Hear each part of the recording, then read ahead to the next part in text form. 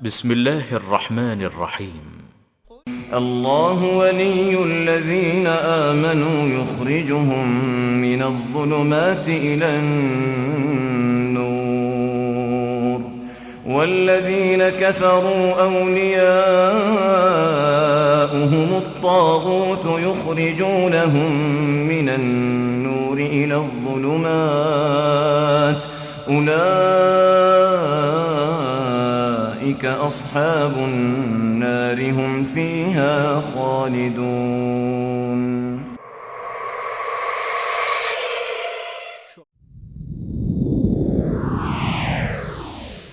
ہمارا پیغمبر یونس علیہ السلام ہم سے اجازت مانگے بغیر، ہم سے پوچھے بغیر اپنی بستی سے چل پڑا. وہ یہ سمجھا کہ شاید ہم اس بات پر قادر نہیں. وہ بات حضرات، ہماری اس مجلس کے دوسرے خطیب ہیں فضیلت شیخ قاری خلیل الرحمن جاوید قاری صاحب. الحمدللہ علمی حلقے میں کسی تعارف کے محتاج نہیں، البتہ جو لوگ اس آڈیٹوریم میں مقصد ہے کہ دنیا سے جہالت دور ہو جائے، کلام اللہ سے مومن کا دل پر نور ہو جائے. یا الہی جب تک کے جسم میں جا رہے صدر محبوبہ رہے، میں رہوں یا نہ رہوں پر یہ دعا احمد اور عزت قرآن رہے. میں صرف آپ کی محبت کے جواب میں یہ دعا ہی دے سکتا ہوں کہ جس ذات کی وجہ سے آپ محبت رکھتے ہیں وہ ذات بھی آپ سے محبت کرے، اور جس طرح آپ نے مجھے یہاں عزت دی ہے اللہ آپ کو دنیا اور آخرت میں دونوں جہانوں میں عزت نصیب فرمائے. میں موضوع سن کے حیران ہو رہا تھا کہ شرک کے تو اتنے دروازے ہیں، آپ کہیں دور نہ جائیں، صرف ملتان میں چلے جائیں، جس گلی میں جائیں گے وہ دروازہ کسی نہ کسی مزار پہ ہی کھلے گا. اس قدر دروازے ہیں شرک کے کہ آدمی کس کس کو بیان کرے. دیتا ہوں فصاحت و بلاغت اردو زبان میں اس موضوع کو آگے لے کر چلنے والے ہمارے رحمان جناب قاری خلیل الرحمن. ان دونوں ہاتھوں کو کس نے بنایا؟ اللہ.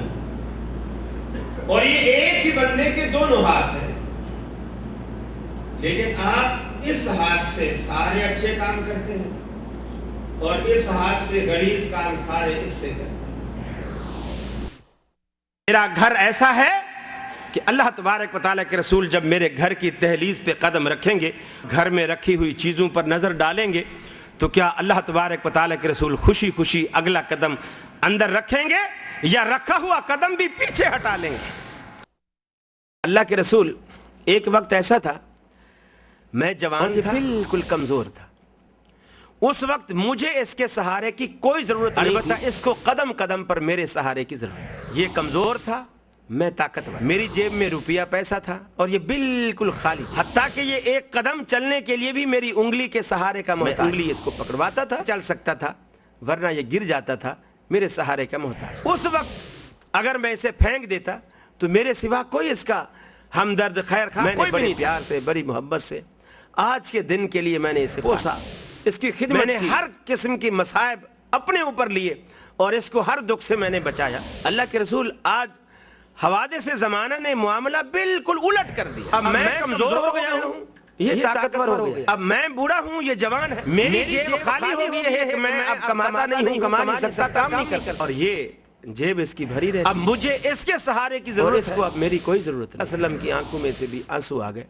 آپ نے اس بیٹے کو کہا خبر انتا و مالک لابیک، نہ تو اپنا ہے نہ تیرا مال تیرا ہے. آج کے بعد تو بھی اپنے باپ کا ہے، تیرا مال بھی تیرے باپ کا. 5 وقت کی نمازوں کو پڑھے، یہ بھی قید نہیں با جماعت جا کے پڑھے، یہ بھی قید نہیں حرم میں جا کے پڑھے، یہ بھی قید نہیں مسجد میں جا کے کہیں پڑھے، گھر میں بھی پڑھے لیکن پڑھے. مسجد میں بھی جاتی اچھی بات ہے، اس کو اجر ملے گا، ثواب ملے گا، لیکن اگر نہیں جاتی تو وہ ثواب جو مرد مسجد میں جا کے پاتے ہیں اس کو وہی ثواب گھر میں ملے.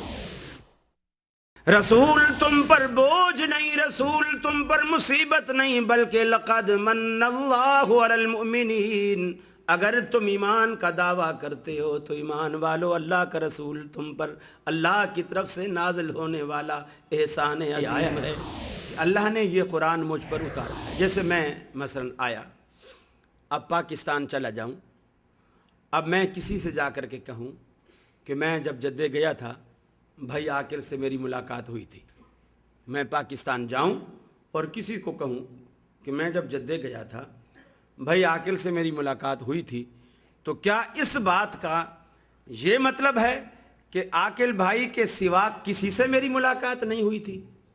اس بات کا یہ مطلب ہے؟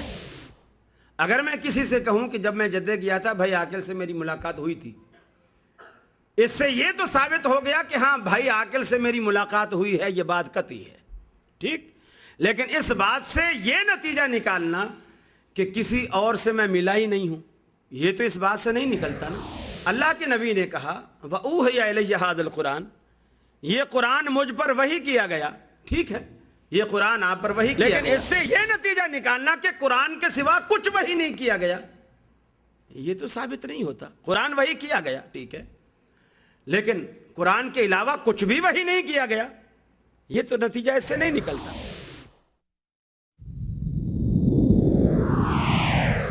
دریا کے کنارے بیٹھے حدیث لکھ رہے تھے، پر میں کوئی کشتی کھڑی تھی، لوگ اس کشتی میں سوار ہو رہے ہیں، امام ابو داؤد کنارے پر بیٹھے ہیں، ابو داؤد شریف لکھ رہے ہیں، اس کشتی میں سواریوں میں سے ایک شخص کو چھینک آئی، اس نے جب چھینک اسے آئی تو اس نے کہا الحمدللہ۔ امام ابو داؤد رحمۃ اللہ علیہ لکھنے میں مصروف تھے، آواز کان میں آ گئی کہ کسی کو چھینک آئی ہے اور اس نے الحمدللہ بھی کہا ہے، لیکن مصروفیت کی وجہ سے جواب دینا ذہن میں نہیں آیا، لکھتے رہے۔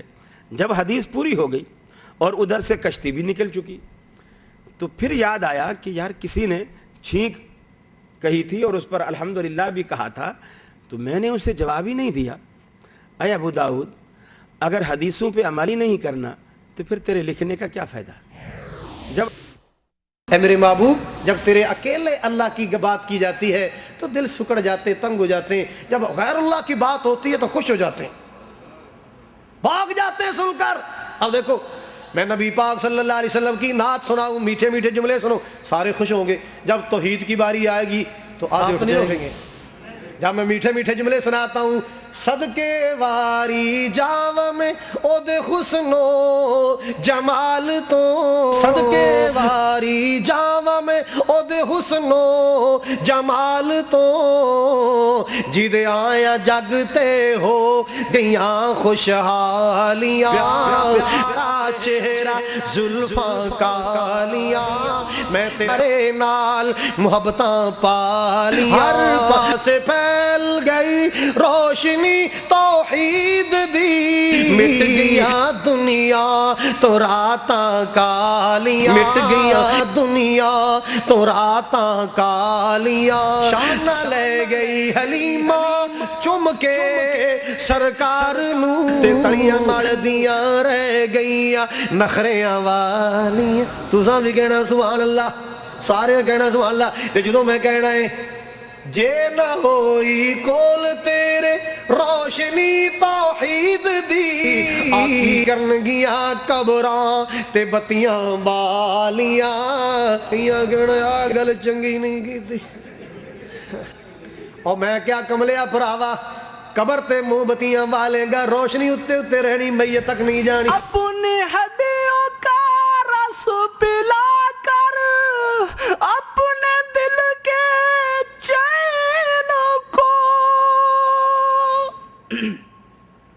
اپنی ہڈیوں کا رس پلا کر اپنے دل کے چین کو، کتنی ہی راتوں کو خالی، کتنی ہی راتوں کو خالی پیٹ سو جاتی ہے ماں۔ صورت حسین یہ بدن ہے، اس کو بے جان ہونا پڑے گا، فرش مخمل پہ اے سونے والو، فرش مخمل پہ اے سونے والو، تمہیں तुम्हें कब्र में सोना पड़ेगा। बड़ा प्यारा कौल इमाम शाफी फरमाते हैं, सारे मुसलमानों का इस बात पर इजमा और इत्तेफाक है, प्यारे नबी सल्लल्लाहु अलैहि वसल्लम की सुन्नत मालूम हो गई, वाज़ेह हो गई कि ये है हदीस, ये है नबी सल्लल्लाहु अलैहि वसल्लम का फरमान। बुखारी में मौजूद या मुस्लिम में या तिरमिज़ी में मौजूद है, लेकिन हदीस सही है, अबू दाऊद हदीस सही में है, लेकिन अल्लामा अलबानी ने सही जिसको मसला प्यारे नबी सल्लल्लाहु अलैहि वसल्लम की कोई सुन्नत कोई मसला वाज़ेह हो जाए कि ये नबी सल्लल्लाहु अलैहि वसल्लम का फरमान मुबारक, ये अमर मुबारक है, लम यहिल्लु लहु, मुसलमानों का इस बात पर उसके लिए हलाल नहीं है किसी के लिए भी प्यारे नबी सल्लल्लाहु अलैहि वसल्लम की सुन्नत को छोड़ दे। अल्लाह रब्बुल आलमीन ने देखो कुरान मजीद में क्या कहा, फरमाया व औहैना इला उम्मे मूसा अन अर्दिई फइज़ा खिफ्ति अलैहि फअल्क़ीहि फिल यम ला तखाफी वला तहज़नी इन्ना राद्दूहु इलैकी वजाइलूहु मिनल मुरसलीन। ऐ मूसा अलैहिस्सलातु वस्सलाम की वालिदा परेशान क्यों होती हो, हमने दुनिया में तेरे बेटे को एक निशानी बनानी है, अपनी कुदरत कामला का एक शाहकार बनाना है, तो इसकी हिफाजत भी तो हम करेंगे। तू हम पर भरोसा किए जा, हम पर तकिया किए जा, हम पर एतमाद कर, हम तेरे बेटे को कभी रयगा नहीं होने देंगे। इलाहुल आलमीन। फिरौन की फौजें अचानक आ जाती हैं, अचानक छापे मारती हैं। मैं कभी बच्चे को दूध पिला रही होती हूँ, कभी बच्चा रो रहा होता है, मैं बहला रही होती हूँ, अचानक आ जाते हैं, मैं इसे कैसे छुपाऊंगी। रब्बुल आलमीन ने फरमाया परेशान होने की जरूरत नहीं। फ़इज़ा खिफ़्ति अलैहि फ़अल्क़ीहि फ़िल यम।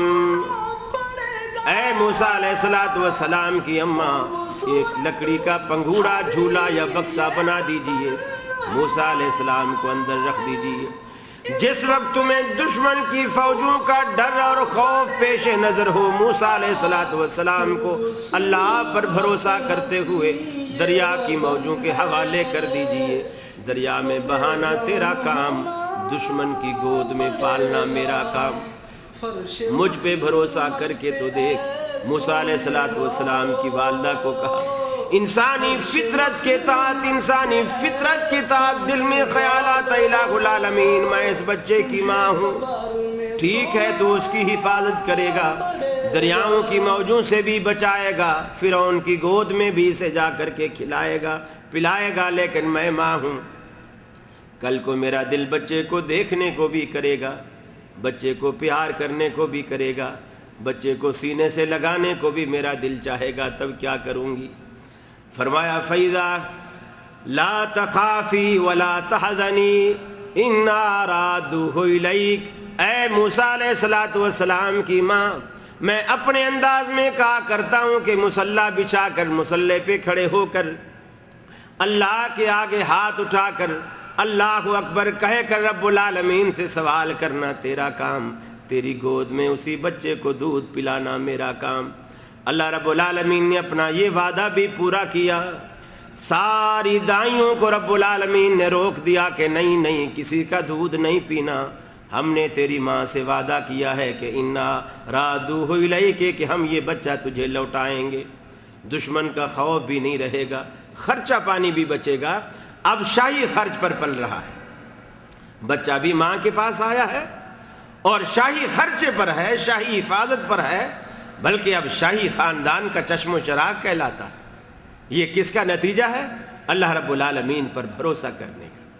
मेरे भाइयों, अल्लाह रब्बुल आलमीन हमसे भी यही कहता है, मूसा अलैहिस्सलातु वस्सलाम की माँ की तरह आज पंघूड़े तुम बना लो और अपने आप को दरियाओं की मौजों के हवाले तुम कर दो, फिर देखो कि मैं रब क्या करता हूँ, मैं रब क्या करता हूँ।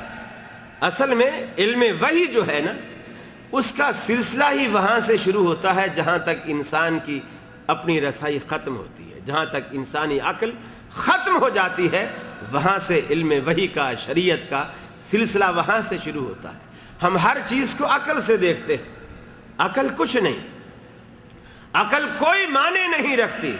इल्म वही जो है वो असल हिकमत है, हकीमाना चीज़ें, हकीमाना बातें, हकीमाना इल्म जो है अल्लाह रब्बुल आलमीन ने اپنے پیغمبروں پر نازل ہونے والی شریعت کے اندر رکھا ہے۔ اسی لیے جو لوگ مسلمان ہیں وہ دنیا کے ہر طبقے سے زیادہ عقل والے ہیں، اس لیے کہ وہ عقل والی چیز کی پیروی کر رہے ہوتے ہیں۔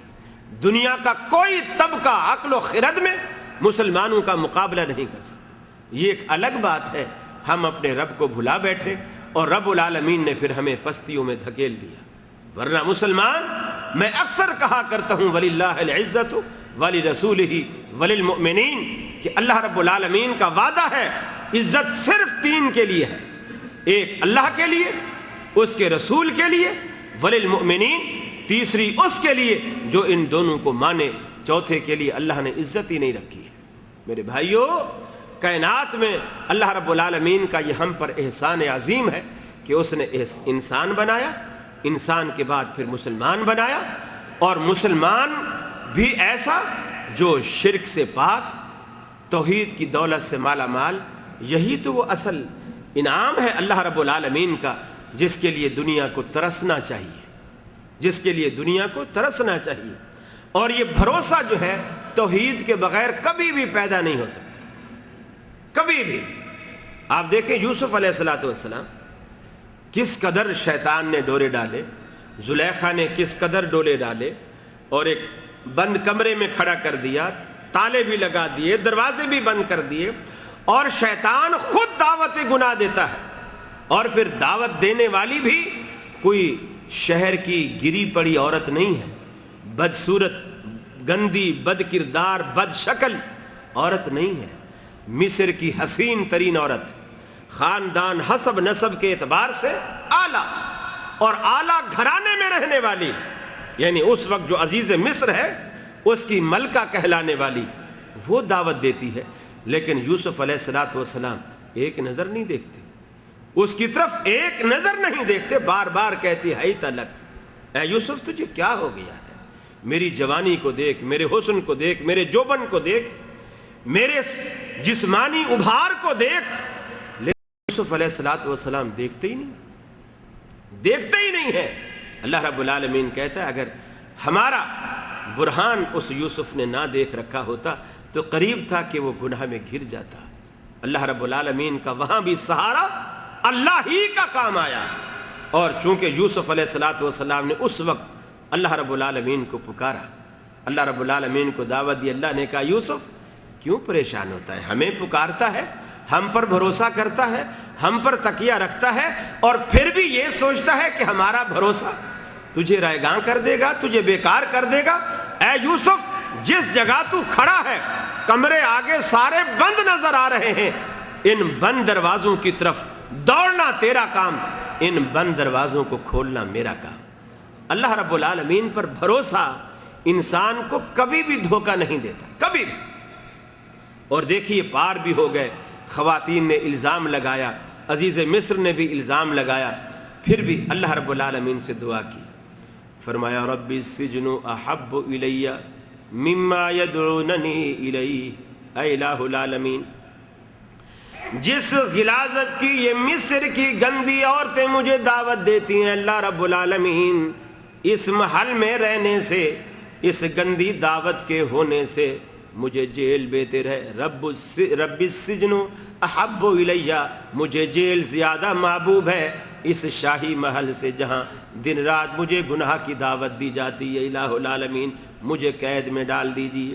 اس غلاظت سے بچنے کے لیے یوسف علیہ السلام نے اللہ رب العالمین سے جیل مانگی۔ جیل جانا بھی انبیاء کی سنت ہے، جیل جانا بھی انبیاء کی سنت ہے۔ اگر راہ حق میں، یہ نہیں کہ بھیڑیں چوری کر کے، بھینسیں چوری کر کے آدمی جیل جائے، یہ سنت نہیں ہے۔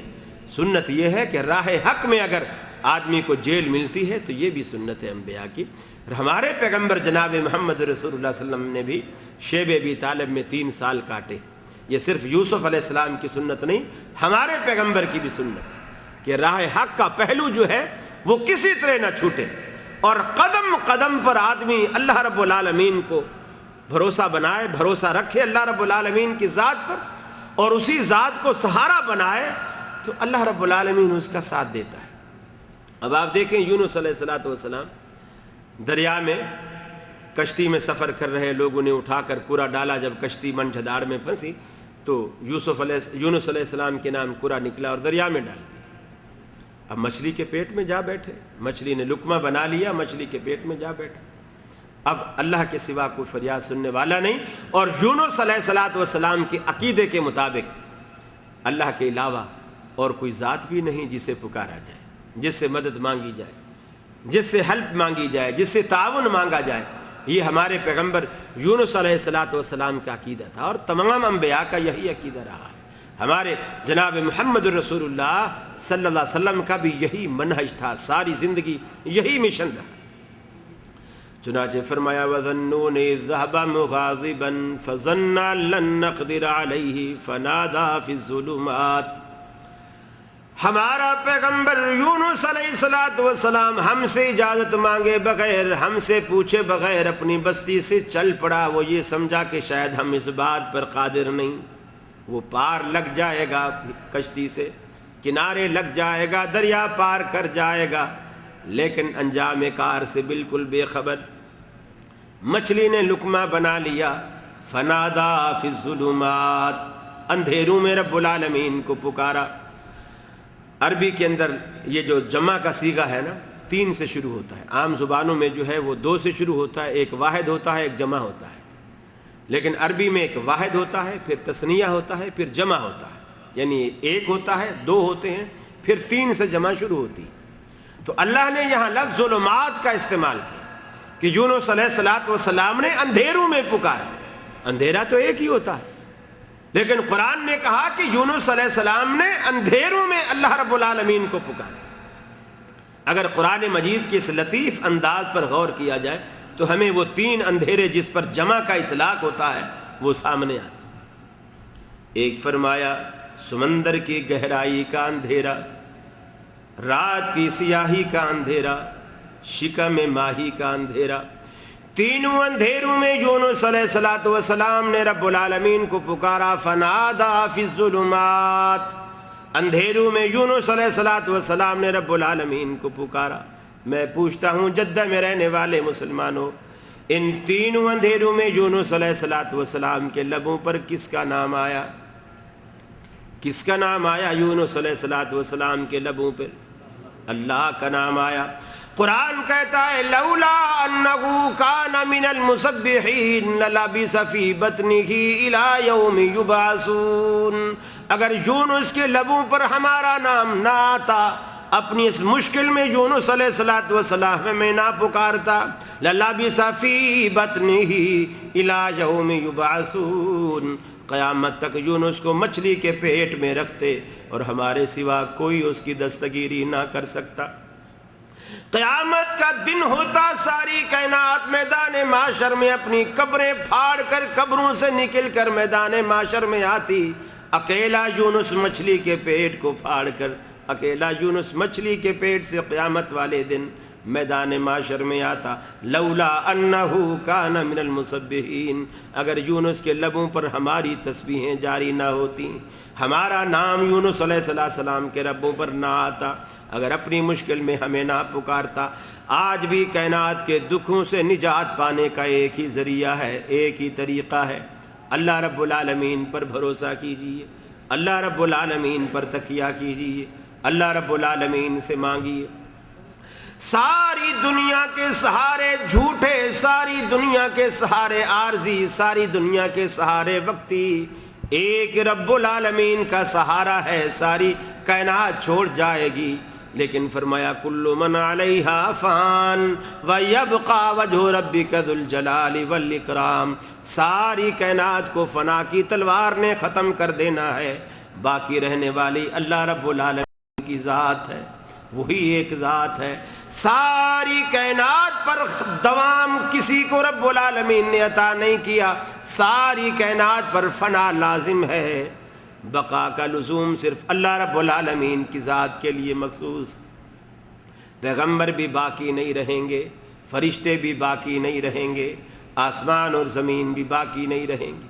والسماوات مطویات بیمینہ, اللہ کہتا ہے یہ آسمان جو تمہیں اتنا بھاری بھرکم آسمان نظر آ رہا ہے, اللہ رب العالمین کے دائیں ہاتھ میں لپٹا ہوگا. کسی کو رب العالمین نے دوام نہیں بخشا. اللہ رب العالمین کی اپنی ذات کو دوام ہے. جب بھی بھروسہ کیجئے، جب بھی سہارا بنائیے، اللہ رب العالمین کی ذات کو سہارا بنائیے. یہ ایسا سہارا ہے کائنات میں سارے چھوڑ جائیں گے. کسی بھی مشکل میں، کسی بھی لمحے میں، کسی بھی گھڑی میں انسان آدھی رات کو اٹھ کر رب العالمین کو یاد کرنے بیٹھ جائے، بلکہ وہ نہ بھی یاد کرے اللہ رب العالمین کے بارے میں. رحمت عالم صلی اللہ علیہ وسلم فرماتے ہیں اگر بندہ رب العالمین کو نہ بھی یاد کرے، سوتا رہے، جاگتا رہے، کھیلتا رہے، کودتا رہے، لیکن ہر آدھی رات کے بعد رب العالمین آسمان دنیا پر نزول فرماتا ہے اور اپنے بندوں کو پکار پکار کے کہتا ہے حل من مستغفر، اے کائنات کے لوگوں رحمت پکارتی ہے، مجھے گناہگار چاہیے. اللہ رب العالمین آسمان دنیا پر نزول فرما کر کائنات میں اعلان کرتا ہے کوئی ہے گناہوں کا مارا جو گناہوں کی دلدل میں اتر چکا ہو، سیاہوں کی دلدل میں اتر چکا ہو، اس نے اپنا روح سیاہ کر لیا ہو، اپنی زندگی سیاہ کر لی ہو، اپنا دامن داغدار کر بیٹھا ہو. آج کوئی دیکھنے والا نہیں، اکیلے سے چپکے سے رات کے اندھیرے سے فائدہ اٹھاتے ہوئے میری جناب میں دو اشک ندامت کے بہاتے ہوئے، اپنا دکھڑا مجھے سناتے ہوئے تنہائی میں خلوت میں مجھے کہہ دے اللہم اغفر لی، میرے بندو میں بخشنے کے لیے آسمان دنیا پر آیا ہوں. ہے کوئی گناہگار جو مجھ سے بخشش مانگے؟ اے کائنات کے لوگوں تم میں کوئی بیمار ایسا موجود ہو، میں بیماروں کو شفا دینے کے لیے آسمان دنیا پر نزول فرما ہوں. کوئی ہے مریض، کوئی ہے بیمار جو مجھ سے شفا مانگے، میں اسے شفا دینے کے لیے تیار ہوں. کوئی بھوکا، کوئی پیاسا، کوئی لباس کا ضرورت مند، میں اسے لباس دینے کے لیے، اسے پانی پلانے کے لیے، اسے کھانا کھلانے کے لیے میں آسمان دنیا پر نزول فرما ہوں. کوئی ہے جو مجھ سے مانگے؟ رب العالمین سے نہ مانگو تو رب العالمین ناراض ہو جاتا ہے، کیونکہ رب العالمین کہتا ہے میری ایک ذات ایسی ہے من یتوکل علی اللہ فہو حسبہ. کائنات میں سارے سہارے چھوڑ جائیں گے، سارے سہارے چھوڑ جائیں گے. آپ دیکھتے نہیں جب دنیا میں موت کا فرشتہ ہماری چھاتی پر بیٹھ جاتا ہے، ہماری روح کو نکالتا ہے، پاؤں سے نرخرے تک جان کو لے آتا ہے. جب ہماری روح قفس عنصری سے پرواز کر کے جاتی ہے، انسان دنیا سے رخصت ہو جاتا ہے. بے جان لاش گھر میں رکھی ہے، تجہیز و تکفین کا اہتمام ہوتا ہے. جلدی سے نہلاؤ، جلدی سے کفن پہناؤ، جلدی سے قبرستان لے جاؤ، جلدی سے جنازہ پڑھو.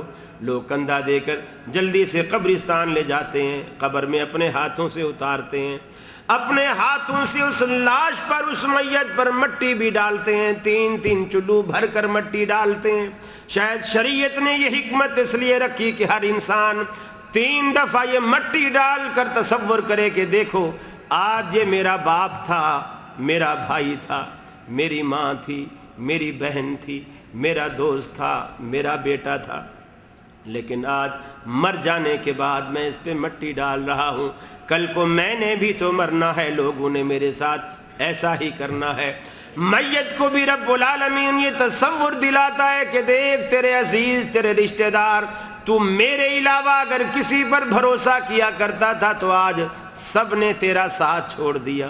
سارے مٹی ڈال کے جا رہے ہیں، سارے اپنے ہاتھوں سے تجھے مٹی کے حوالے کر کے جا رہے ہیں.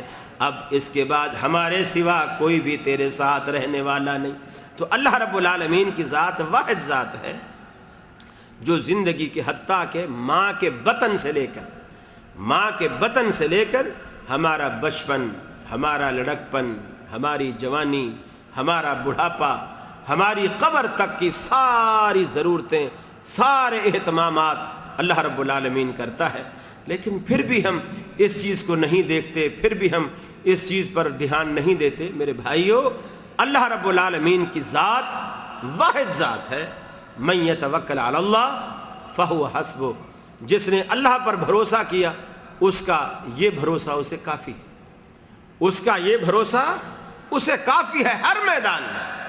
اب آپ دیکھیں صحابہ کرام نے مختلف موقعوں پر اللہ رب العالمین سے دعائیں کرتے، میدان میں اترتے، اللہ فتح دیتا.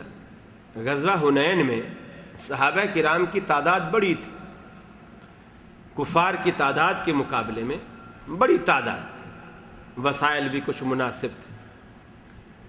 اب اپنی کثرت اور تعداد کو دیکھا تو وہ جو اللہ پر بھروسہ تھا نا، اس میں تھوڑا سا فرق آ گیا۔ وہ جو پہلے روتے تھے، گڑ گڑاتے تھے، عاجزی کرتے تھے، انکساری کرتے تھے، اللہ سے مانگتے تھے، وہ چیز تھوڑی ختم ہو گئی۔ اللہ رب العالمین نے ایسا مزہ چکھایا، ایسا مزہ چکھایا، سارے پیٹ دے کر بھاگے وہاں سے، پیٹ دے کر بھاگے۔ کیوں؟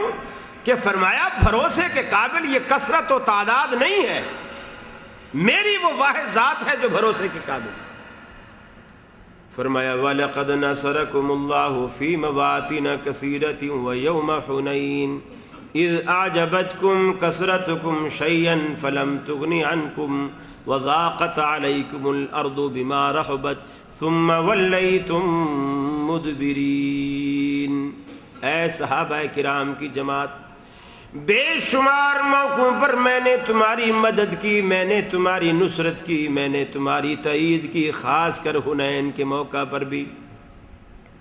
اذ اعجبتکم کثرتکم شیئا، جب تم نے اپنی تعداد کو، اپنی جماعت کو تم نے بڑا جانا، بڑا تعجب کیا، بڑا تمہیں یہ بات پسند آئی، ہم تعداد میں زیادہ ہیں، اور میرا نام لینا، مجھ پہ سہارا کرنا، مجھ پہ بھروسہ کرنا، تمہارے ذہنوں سے یہ بات نکل گئی۔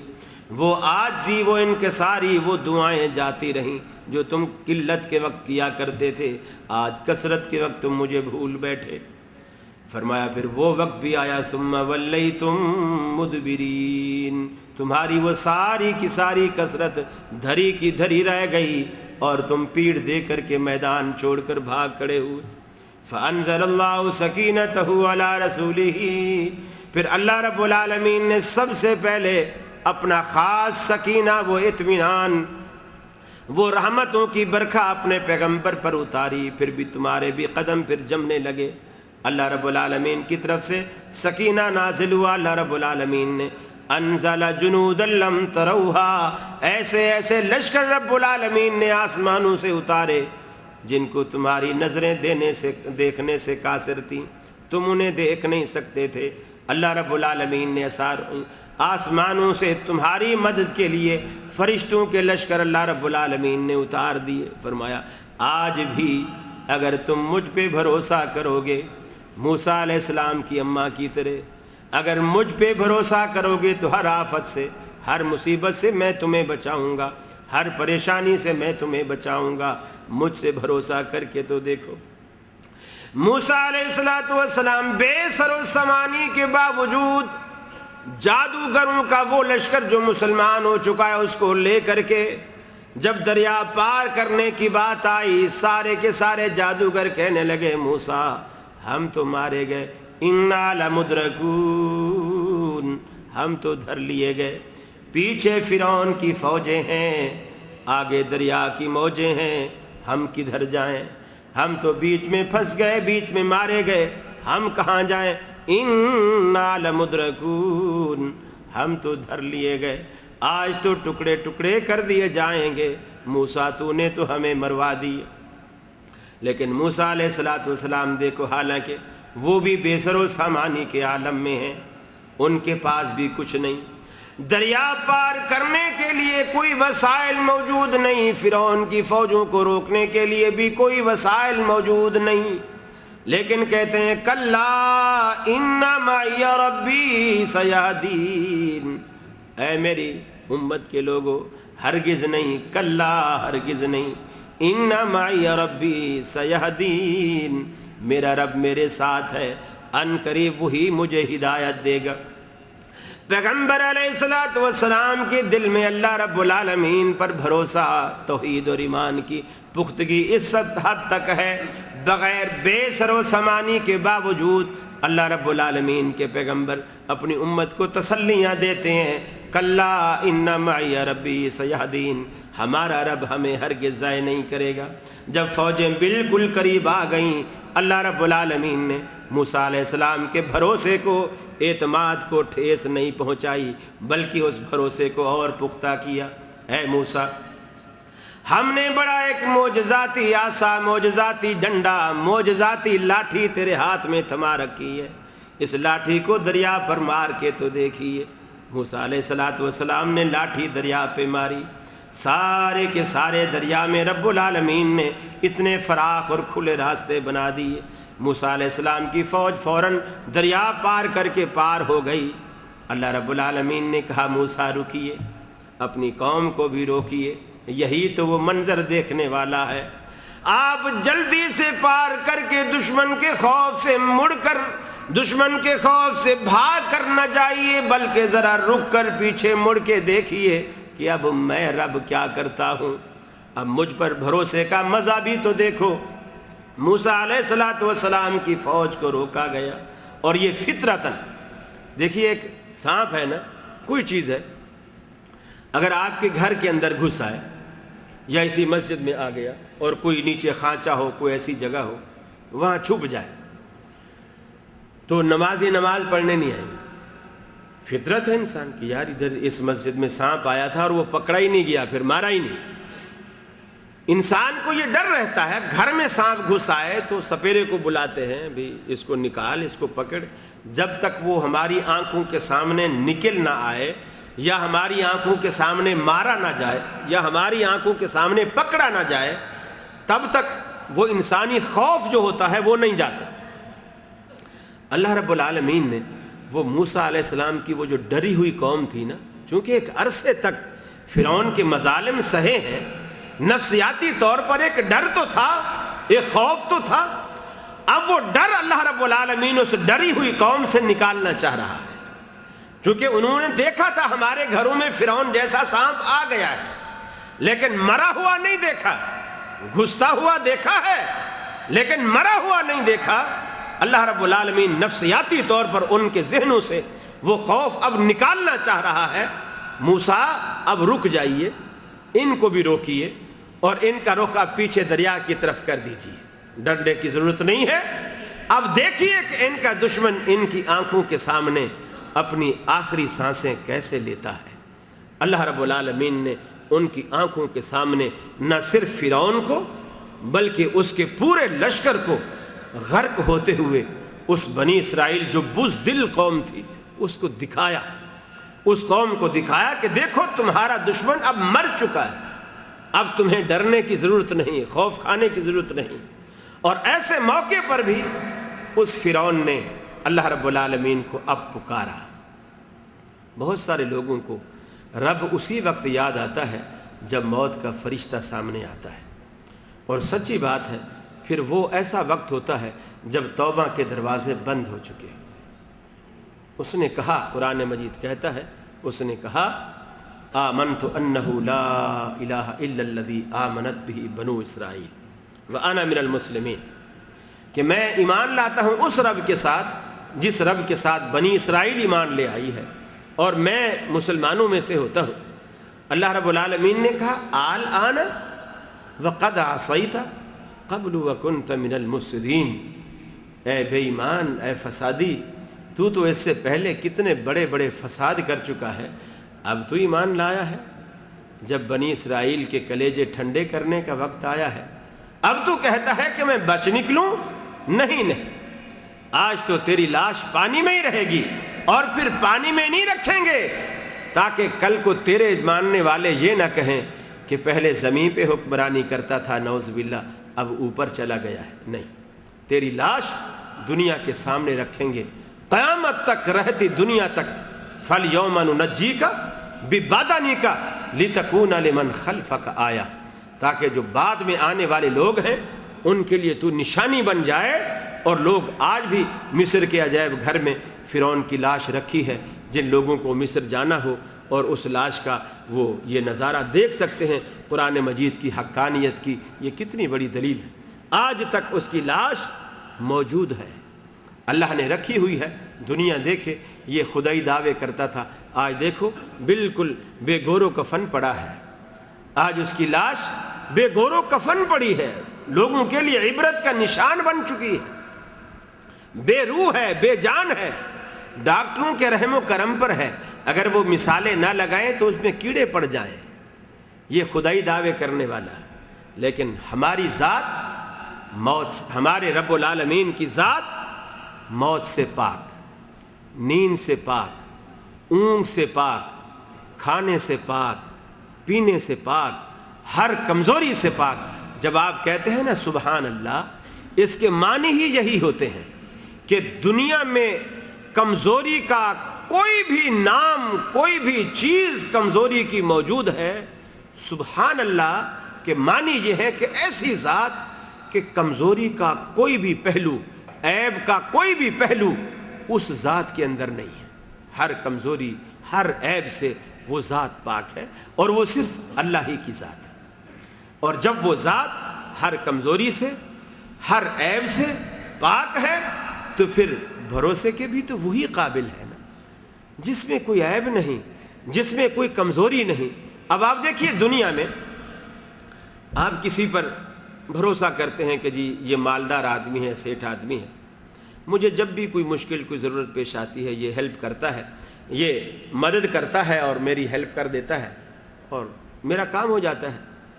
لیکن ایسا ہو سکتا ہے کہ آپ کسی وقت اس کے پاس جائیں کہ بھائی میرا یہ پریشانی ہے، یہ تکلیف ہے، میری ذرا ہیلپ کر دیجئے، اور وہ کہے کہ بھائی ٹھیک ہے تم یہ کہتے ہو، لیکن اس وقت سچی بات یہ ہے میرا اپنا ایک بچہ ہاسپٹل میں ہے، دوسرے بچے کی میری شادی ہے، اور اس طرح کے دو چار وہ اپنی ضرورتیں بتا کر وہ تعاون کرنے سے انکار کر سکتا ہے کہ میری یہ حاجت ہے، میری یہ حاجت ہے، جب تک مجھے حاجت نہیں تھی میں تیری مدد کرتا رہا، اب میری اپنی ضرورتیں میرے سامنے۔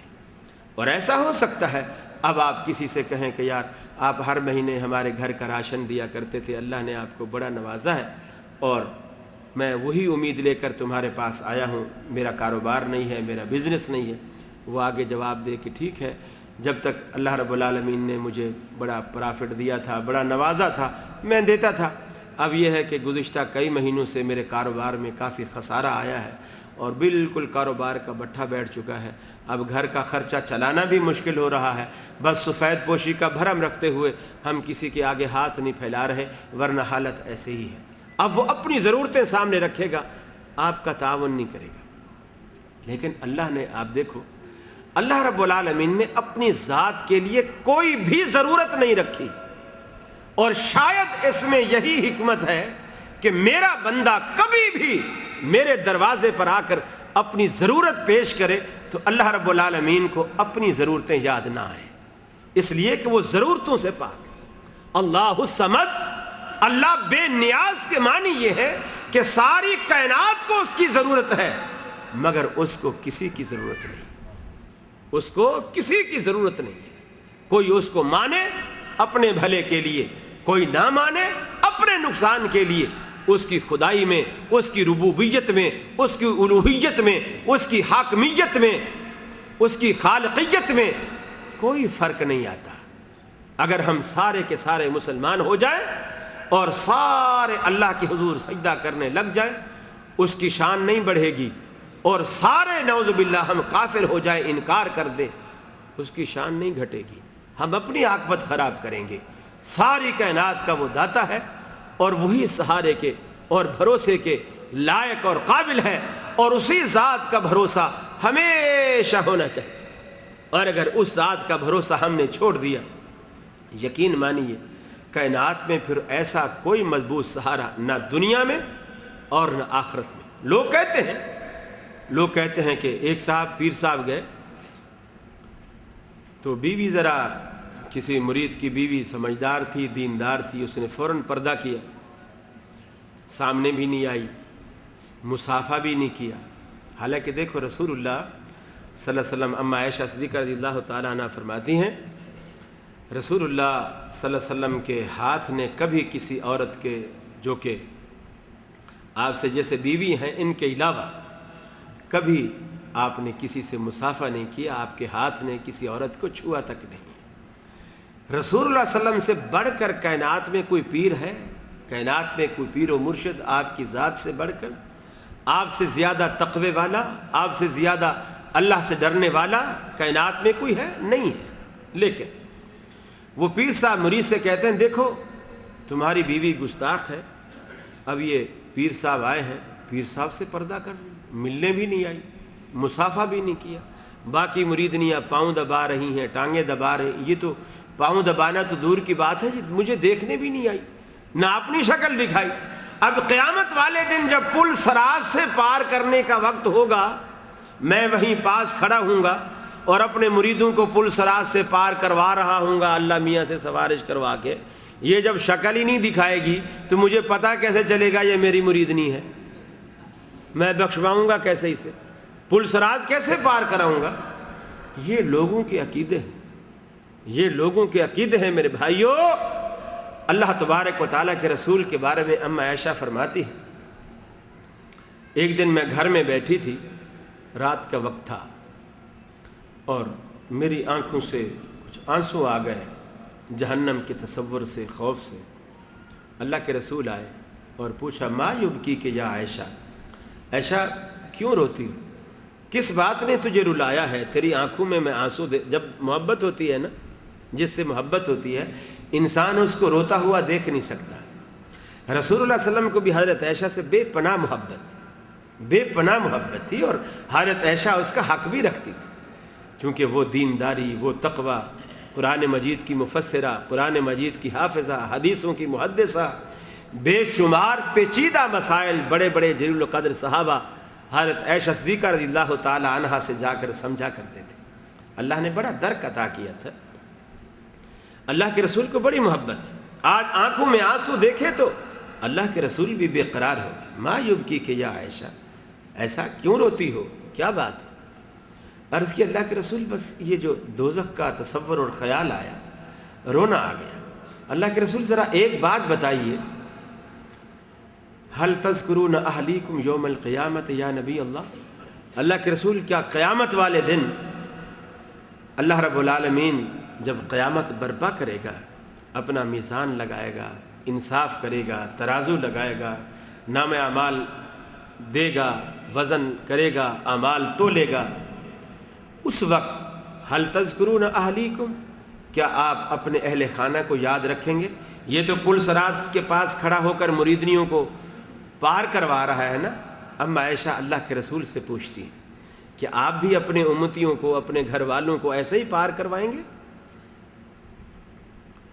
آپ نے فرمایا اما فی ثلاثت موات لا یذکر احد احدا. عائشہ, قیامت والے دن, قیامت کی ہولناکیوں میں رب العالمین نے 3 مقامات ایسے رکھے ہیں, لا یذکر احد احدا, کوئی بھی کسی کو یاد نہیں کرے گا, حتیٰ کہ میں بھی نہیں.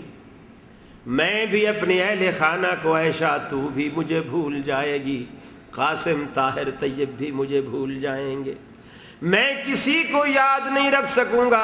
اما فی ثلاثت موات لا یذکر احد احدا, کوئی کسی کو یاد نہیں کرے گا.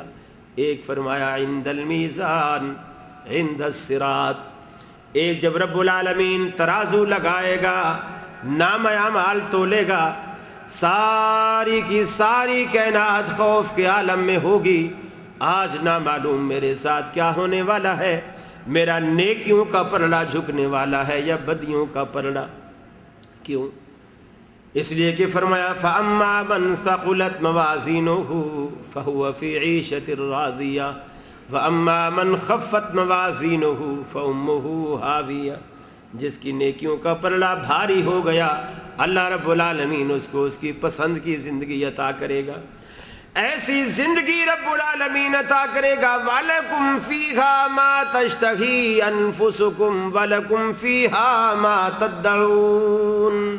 فرمایا جس چیز کا رب العالمین نے تم سے وعدہ کیا وہ تو ملے گی سو ملے گی, لیکن وَلَكُمْ فِيهَا مَا تَشْتَهِي أَنفُسُكُمْ, جس کو تمہارے نفس چاہیں گے رب العالمین تمہیں مرضی کا مالک بنا دے گا. جنتوں میں جو مانگو گے وہ ملے گا, جو چاہو گے ملے گا, ہر چیز رب العالمین.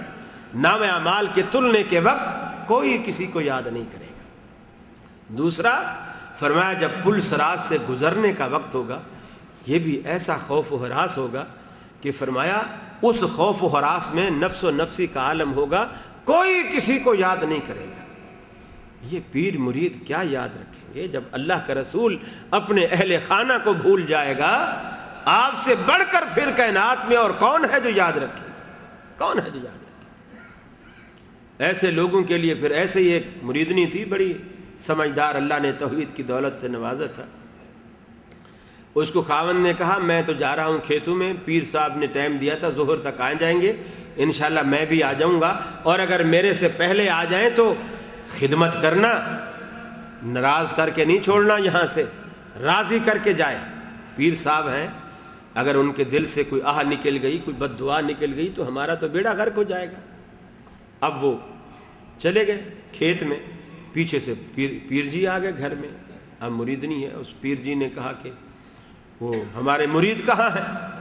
اس نے رونے جیسی آواز بنا کے کہا پیر صاحب کیا بتائیں، مرید صاحب کا تو ایسا برا حال ہے، کوئی 6 مہینے سے پاگل سے ہوئے ہیں، اور ان کے ہاتھ میں جو ہے ایک رنگین سا ڈنڈا ہے بڑا لمبا سا، اور وہ ہاتھ میں لیے ہوئے جو بھی آتا ہے بندے کو بالکل پہچانتے ہی نہیں ہیں، ڈنڈا سر میں ٹکا دیتے ہیں۔ اب کہاں ہے؟ اب کہاں ہے؟ بولے بس وہی پاگل پن کے دورے میں نا ڈنڈا لے کے گھر سے باہر نکلے ہوئے ہیں۔ اب وہ پیر جی سمجھے کہ کہیں ایسا نہ ہو کہ مرید یہاں پہنچ ہی جائے ڈنڈا لے کر، چونکہ وہ تو پاگل ہے، مجھے تو پہچانے گا نہیں، بھاگا۔ اب جیسے گھر سے باہر نکلا، دور سے مرید کی بھی نظر پڑ گئی، بھاگا بھاگا گھر آیا۔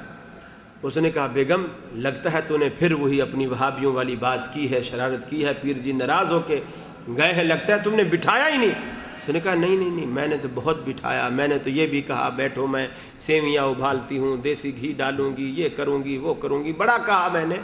وہ کہنے لگے کہ نہیں، یہ جو کمرے میں وہ جو دیوار کے پاس رنگین ڈنڈا کھڑا ہوا ہے نا، پیر جی کہنے لگے بس میرے کو یہ دے دو، میں بس جاتا ہوں۔ اس نے کہا تو نے ڈنڈے کی خاطر پیر جی کو ناراض کر کے بھیجا ہے یہاں سے، چلو میں دے کر آتا ہوں۔ اب ڈنڈا ہاتھ میں لیا اور پیچھے بھاگ پڑے۔ پیر جی ڈنڈا لیتے جاؤ، پیر جی کو تو بات یاد آ گئی کہ وہ مریدنی صحیح کہتی تھی، یہ پاگل ہو گیا، اور رنگین ڈنڈا بھی واقعی وہی ڈنڈا بھی اس کے ہاتھ میں ہے۔ اب وہ کہہ رہا ہے پیر جی رکو، خدا کے لیے ڈنڈا لیتے جاؤ ڈنڈا۔ اب وہ گھوڑا اور دوڑائے، یہ پیچھے اور بھاگے، وہ اور دوڑائے۔ ایسے لوگوں کے ساتھ پھر ایسے ہی ہونا چاہیے میرے بھائیوں۔ یہ جو رنگین ڈنڈے والے پیر ہوتے ہیں نا، لاتوں کے بھوت باتوں سے نہیں مانتے، ان کو پھر ایسے ہی سیدھا کیا جانا چاہیے۔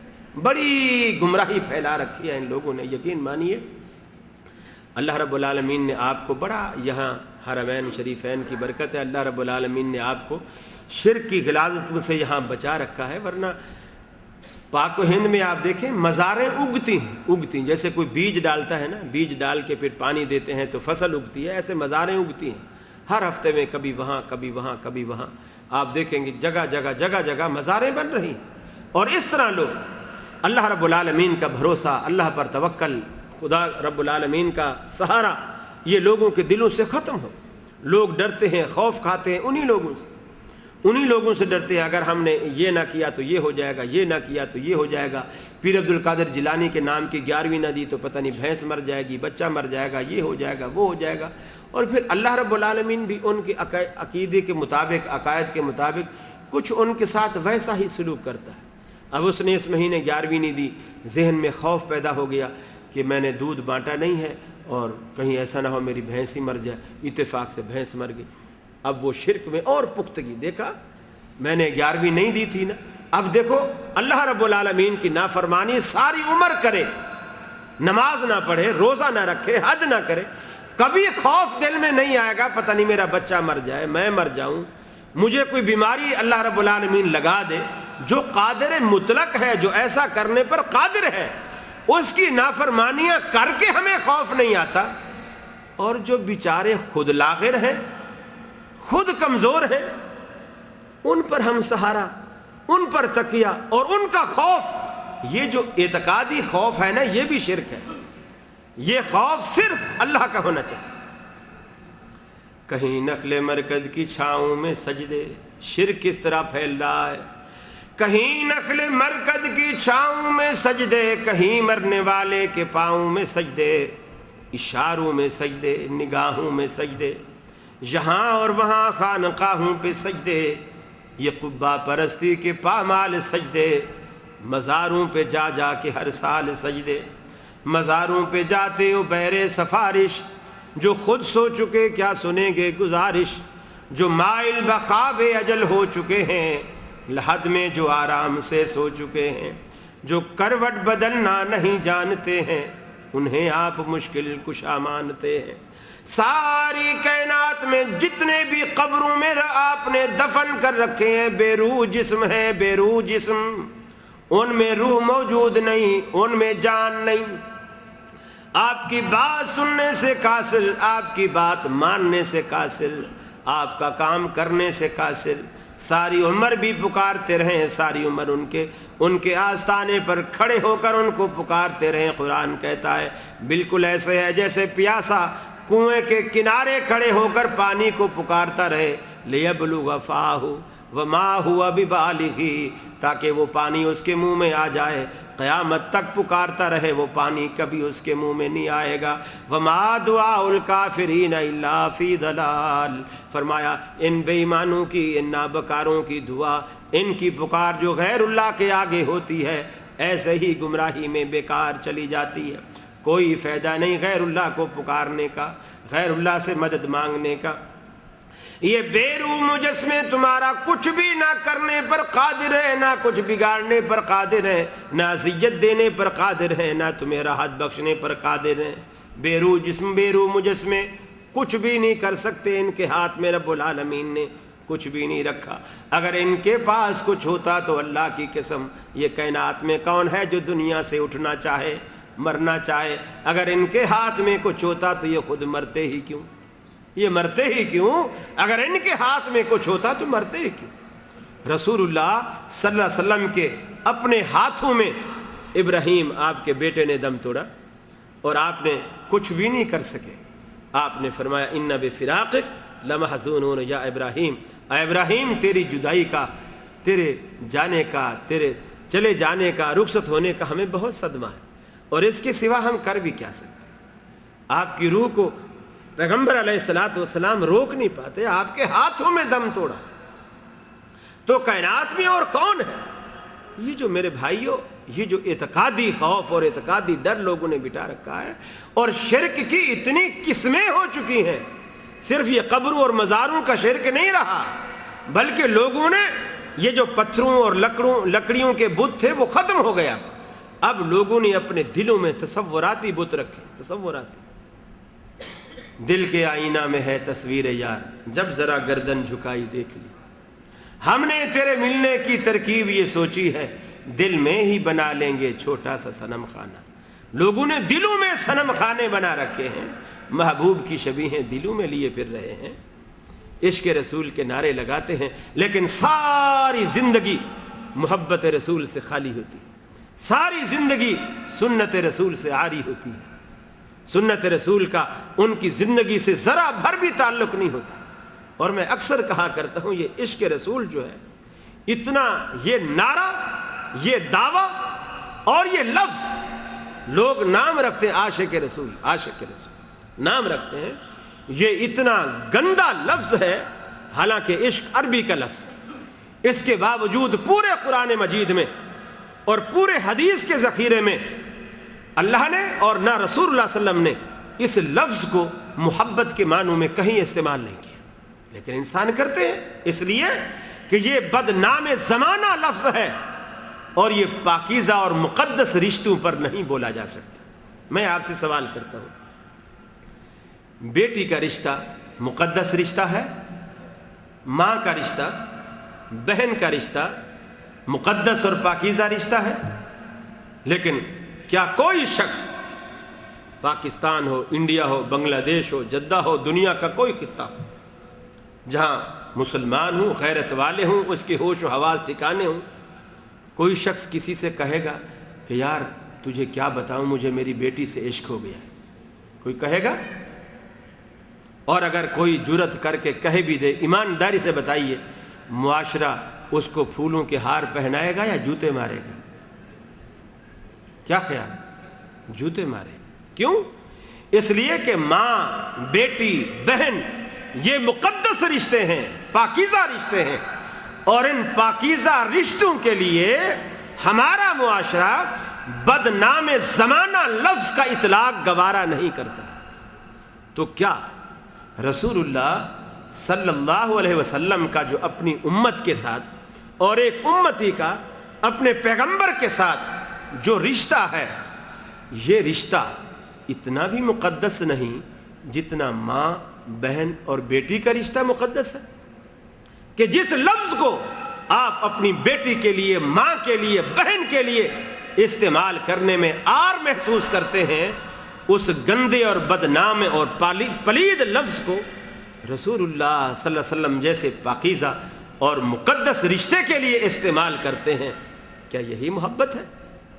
کیا یہی سنت کا دعویٰ اور یہی اظہار محبت ہے؟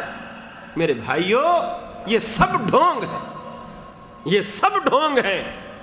رسول اللہ صلی اللہ علیہ وسلم نے محبت کی ایک ہی نشانی بتلائی، ایک نشانی، فرمایا من احب سنتی فقد احبنی، من احب سنتی فقد احبنی۔ یہ نہیں فرمایا کہ جس نے من احبنی فقد احب سنتی، یہ نہیں فرمایا کہ جس نے مجھ سے محبت کی اسے میری سنت سے پیار ہوگا، یہ نہیں فرمایا، بلکہ اس کا الٹ فرمایا من احب سنتی، جس کو میری سنت سے پیار ہوگا فقد احبنی، اسے مجھ سے پیار ہوگا۔ معیار ہی اللہ تبارک و تعالیٰ کے رسول نے معیار ہی بالکل الگ رکھا، اہل سنت کے پہچاننے کا معیار ہی الگ ہے۔ میرے بھائیوں، اہل سنت کے بورڈ لگانے سے، اب زہر کی بوتل ہو، آپ اوپر روح افزا لکھ دیں تو وہ روح افزا ہو جائے گا، لیبل لگانے سے کچھ نہیں ہوتا۔ زہر تو زہر ہے، زہر تو زہر ہے، لیکن دنیا میں یقین مانیے دین کے ساتھ وہ مذاق کیا جا رہا ہے، الامان والحفیظ، دین کے ساتھ اس قدر مذاق۔ باہر بورڈ لگا ہے اہل سنت والجماعت، اور اندر پہلی صف سے لے کر آخری صف محراب تک آپ دیکھیں گے پوری مسجد کے اندر، پورے مدرسے کے اندر سنت نام کی کوئی چیز نہیں ملے گی۔ پہلے گھسیں گے کونے میں ایک چھابڑا سا ٹوکری سی رکھی ہوئی ہوگی، اس میں چٹائیوں والی ٹوکریاں رکھی ہوئی۔ یہ کون سی سنت ہے؟ چٹائیوں والی پھٹی ہوئی، کہیں سے وہ کھجور کے تن کے نکلے ہوئے، کہیں سے کٹے ہوئے، کہیں سے، اور چونکہ ہر بندہ، اور پاکستان میں تیل بھی بہت لگاتے ہیں لوگ نا، اب وہ تیل سے کالی سیاہ ہوئی ہوئی، پھر وہاں یہ اے سی سسٹم نہیں ہے نا، اے سی میں تو پھر بھی کمرہ، مسجد، مدرسہ وہ بند رہتا ہے تو زیادہ دھول مٹی اندر نہیں آتی، وہاں تو بجلی بھی بڑی مہنگی ہے اور اے سی ہم چلا بھی نہیں سکتے چونکہ پھر بل زیادہ آتا ہے۔ آپ کو اللہ رب العالمین نے اس مصیبت سے بھی نجات دے رکھی ہے، یہ اللہ رب العالمین کا بڑا کرم ہے، بڑا احسان ہے اللہ رب العالمین کا۔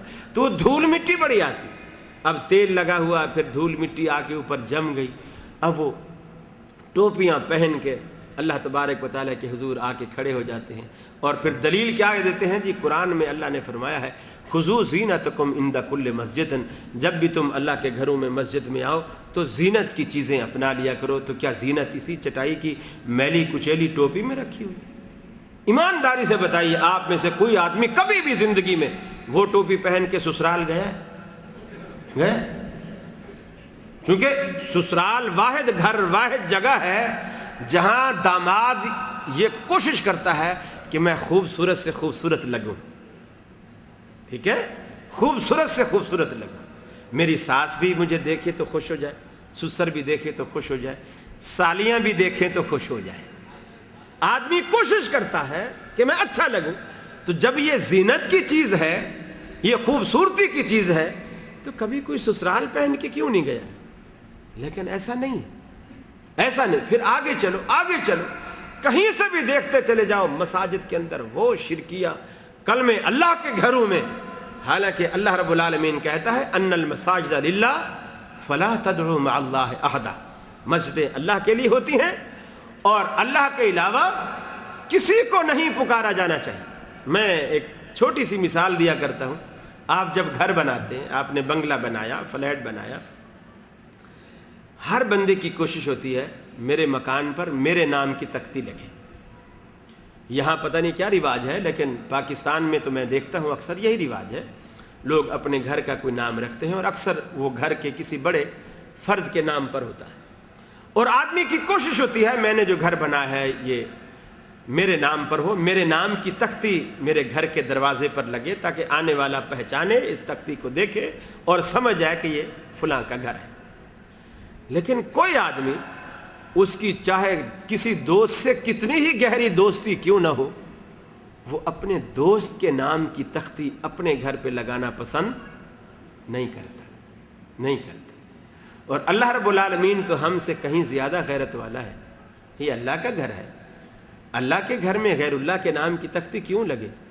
جب گھر اللہ کا ہے تو اللہ کے گھر میں اللہ کے نام کی تختی لگنی چاہیے. غیر اللہ کے نام کی تختی یہ چاروں طرف یا عمر یا ابو بکر یا عثمان یا علی یا فاطمہ یا حسن یا حسین, پوری مسجدیں بھری ہوتی ان عبادات سے اور شرکیہ جملوں سے. اور اس سے جھلکتا ہے کہ یہ مسجد کن لوگوں کی. اکثر یہ ٹرینڈ بن گیا, ہم مسجد میں داخل ہوتے ہیں, پہلے دیکھتے ہیں دائیں کونے پر یہاں لکھا ہوا یا اللہ, پھر دیکھتے ہیں بائیں کونے پر وہاں لکھا ہوا یا محمد. ہم سمجھ جاتے ہیں یہ بریلویوں کی مسجد ہے. اب وہ دیوبندیوں نے اس سے کہ دوسرا طریقہ نکالا, وہ لکھتے ہیں یا لفظ ہٹا دیتے ہیں, ایک طرف اللہ لکھتے ہیں اور دوسری طرف محمد لکھتے ہیں. ہم سمجھ جاتے ہیں یہ دیوبندیوں کی مسجد ہے. حالانکہ یہ ایک ٹرینڈ چل پڑا ہے کہ ہم کوئی بریلویوں سے کم تھوڑی ہیں. جب وہ یا اللہ یا محمد لکھ رہے ہیں تو ہم کوئی اس سے کم تھوڑی, ہم بھی لکھیں گے. اب انہوں نے اللہ, بات ایک ہے. بریلویوں کا نقطہ نظر یہ ہوتا ہے کہ پوری کی پوری کائنات کو یہی دو ہستیاں چلا رہی ہیں, ایک اللہ چلا رہا ہے, ایک محمد صلی اللہ علیہ وسلم چلا رہے ہیں. اور دیوبندیوں نے بھی صرف یا ندا کے کلمات ہٹا کر وہی لفظ رہنے دیے.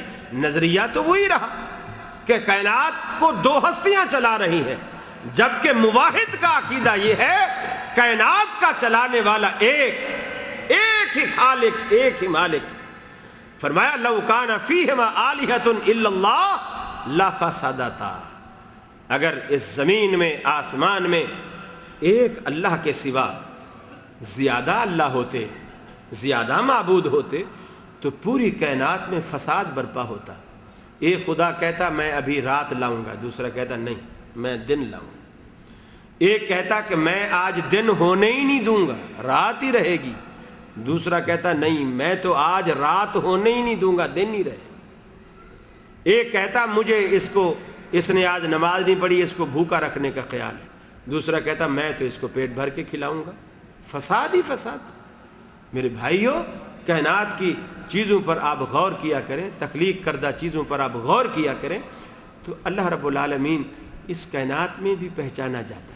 کائنات کی چھوٹی چھوٹی چیزوں پر بھی آپ غور کریں, یہ کائنات کی چھوٹی چھوٹی چیزیں بھی آپ کو درس توحید دیتی ہیں. یہ کھلی کتاب ہے پوری کائنات, کھلی کتاب. امام شافعی رحمۃ اللہ علیہ کے ہاتھ میں کسی نے انڈا دیکھا اور ان سے پوچھا کہ اے امام شافعی آپ نے ساری عمر انڈے کھائے ہیں یا اللہ کو بھی پہچانا ہے؟ امام شافعی رحمۃ اللہ علیہ نے فرمایا اسی انڈے سے تو مجھے اللہ کی پہچان ملی ہے. میں نے جب اس پہ غور کیا, یہ بند انڈا, اس کو کہیں سے سوراخ نہیں, کہیں سے روشن دان نہیں, کچھ بھی نہیں, نہ باہر سے کوئی چیز اندر جا سکتی ہے نہ اندر سے کوئی چیز باہر آ سکتی ہے. ایک مخصوص درجہ حرارت پر جب اس کو ہیٹ ملتی ہے تو 20-22 دنوں کے اندر سے اس کے اندر چونچ بنتی ہے, آنکھیں بنتی ہیں, پنجے بنتے ہیں, ٹانگ بنتی ہے, جسم بنتا ہے, پر بنتے ہیں. پھر ایک جیتی جاگتی مخلوق اس مردہ انڈے میں سے چونچ مار کر اس خول کو توڑ کر باہر نکلتی ہے. تو مجھے پہچان ہوئی کہ کائنات کا چلانے والا کوئی ہے, اس کائنات کا چلانے والا کوئی ہے جو اس کائنات کا مالک ہے, خالق ہے, رازق ہے. اس سے مجھے پھر وہ بچہ جب انڈے سے باہر آتا ہے, کوا کہیں سے آئے تو فوراً بھاگ کر اپنی اماں مرغی کے پروں کے اندر چھپ جاتا ہے. وہ کسی اسکول نہیں گیا, یونیورسٹی نہیں گیا, کالج نہیں گیا, اس نے نہیں پڑھا, اس کو کسی نے نہیں سکھایا کہ یہ تیرا دشمن ہے, لیکن فطری طور پر دشمن کو دشمن سمجھ رہا ہے. کوے کو دیکھتا ہے, چیل کو دیکھتا ہے, فوراً ماں کے پروں میں جا کر کے پناہ لیتا ہے. اور انسانوں, ہم اپنے رب کو کس قدر بھولے ہوئے ہیں, اور اپنا ہمارا جو اصلی اور ابدی دشمن ہے, ان الشیطان لکم عدو فاتخذوہ عدوا, جو ہمارا کھلا اور واضح دشمن ہے. ایک چوزا تک اپنے دشمن کو پہچان رہا ہے, لیکن ہم اپنے دشمن کو نہیں پہچان رہے. میرے بھائیو, اللہ رب العالمین مجھے توفیق دے، آپ کو بھی توفیق دے، جو کچھ میں نے عرض کیا اللہ کی توفیق سے اللہ ہمیں اس پر عمل کرنے کی توفیق عطا فرمائے، ہمیشہ حق سننے، حق سمجھنے، حق پر عمل پیرا ہونے کی توفیق عطا فرمائے۔ میں آپ دوستوں کا، بالخصوص امام صاحب کا، انتظامیہ کا اور منتظمین کا، بھائی عاقل صاحب کا، بھائی ابو ماجد صاحب کا اور دیگر تمام احباب کا جو آپ اتنی محبت سے یہاں جمع ہیں اور اتنی محبت سے بیٹھے ہیں، یقین مانیے میرے لیے میرے پاس وہ الفاظ نہیں کہ میں آپ کا شکریہ، آپ کی اس محبت کا، اس جذبے کا کن الفاظ میں ادا کروں۔ بس دعا گو ہوں اللہ رب العالمین کی جناب میں کہ اللہ رب العالمین آپ کو اپنی محبت سے مالا مال فرمائے، اور جس طرح آپ نے مجھے یہاں عزت دی ہے اللہ رب العالمین آپ کو دنیا اور آخرت دونوں جہانوں میں عزت نصیب فرمائے۔ وآخر دعوانا الحمدللہ رب العالمین، السلام علیکم۔ جزاکم اللہ خیر، احسن الجزاء۔ حضرات تشریف رکھیں، ابھی کچھ وقت ہے، میرے خیال سے 10-15 منٹ، سوال و جواب اگر ہوں گے تو وہ پیش کر دیے جائیں گے شیخ کی خدمت میں۔ البتہ آپ اس سے پہلے کہ یہاں سے تشریف لے جائیں،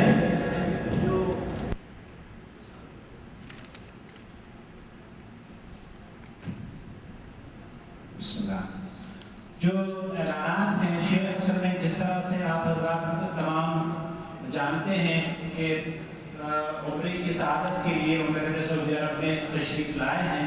اللہ رب العالمین شیخ کے عمرے کو اور سفر کو شرف قبولیت عطا فرمائے اور اپنی سلامتی کے ساتھ اپنے وطن اہل و عیال کے لوٹائے۔ 4-5 دروس گزشتہ ہفتوں میں ہوئے ہیں شیخ کے، اور آنے والے کچھ دنوں میں بھی دروس ہیں تو وہ سن لیجئے۔ 4 یہ تو آج کا ہو گیا، 7 جولائی کو پیر کے دن جنتی عورت کے عنوان پر شیخ کا خطاب ہوگا عشاء کی نماز کے بعد مدرسہ ام المؤمنین حفصہ رضی اللہ تعالی عنہ میں، جو عزیزیہ میں واقع ہے۔ یہاں پر خواتین کا بھی انتظام ہے۔ اس کے بعد جولائی 8 کو، اس سے اگلے روز، پیر اور منگل دونوں دن ہیں، اولاد اور والدین کے حسن سلوک کے بارے میں مدرسہ ام المؤمنین حفصہ میں ہی خطاب ہوگا۔ اور 10 جولائی کو جمعرات گستاخ قوم کے عنوان پر عشاء کی نماز کے بعد مسجد نور حی البوادی میں شارع مقرونہ پر واقع، یہ موفیم کوثر کے پیچھے ہے، اس میں انشاءاللہ خطاب ہوگا۔ 11 جولائی کو اپنے رب کو پہچان کے عنوان پر خطبہ جمعہ شرکت خطبہ میں ہوگا۔ اس کے بعد 11 ہی جولائی کو حدیث کی اہمیت کے عنوان پر جو آنے والا جمعہ ہے، عشاء کی نماز کے بعد مسجد منارہ عزیزیہ مرحبا سپر مارکیٹ کے پیچھے انشاءاللہ خطاب ہوگا۔ اور اس کے بعد پھر آخری نشست جو شیخ کی ہوگی وہ ہوگی شیخ صاحب سے ایک خاص ملاقات، ایک انٹرویو جو کہ ہم عام لوگوں کے لیے انشاءاللہ تعالیٰ ویڈیو کی شکل میں ریکارڈ کریں گے کہ شیخ نے کس دور سے گزر کر، کن حالات سے گزر کر اپنے مقلدانہ روش کو چھوڑا اور آپ لوگوں کے ساتھ یا آپ لوگوں کی وہ جو کاروان توحید ہے اس میں شرکت کی ہے۔ تو الحمدللہ یہ خاص انٹرویو ہوگا جو انشاءاللہ تعالی شیخ سے ہم آخری میں لیں گے۔ اور اسی طرح سے آپ لوگوں کے لیے خوشخبری ہے کہ مولانا فضل الرحمان صاحب سے بھی انشاءاللہ تعالی اسی طرح کا ایک انٹرویو انشاءاللہ تعالی لیا جائے گا، جو شیخ اس کو الحمدللہ اس پر کام کر رہے ہیں۔ اور ہم لوگ یہ چاہتے ہیں کہ آپ حضرات بھی اگر کوئی ذرا سا بھی کچھ بولنے کی اہلیت رکھتا ہو 10-15 منٹ کے لیے وہ اپنی تبدیلی کی کہانی کس طریقے سے تبدیل ہوا، کس طریقے سے اس نے شرک و بدعات کو چھوڑا، وہ کچھ ہمیں بتائے۔ ہم اس کے گھر پر یا کسی جگہ کسی مجلس میں انشاءاللہ تعالیٰ ان کلپس کو ریکارڈ کریں گے اور دنیا کے لیے انشاءاللہ تعالیٰ وہ ایک اچھا پیغام یہاں سے جلد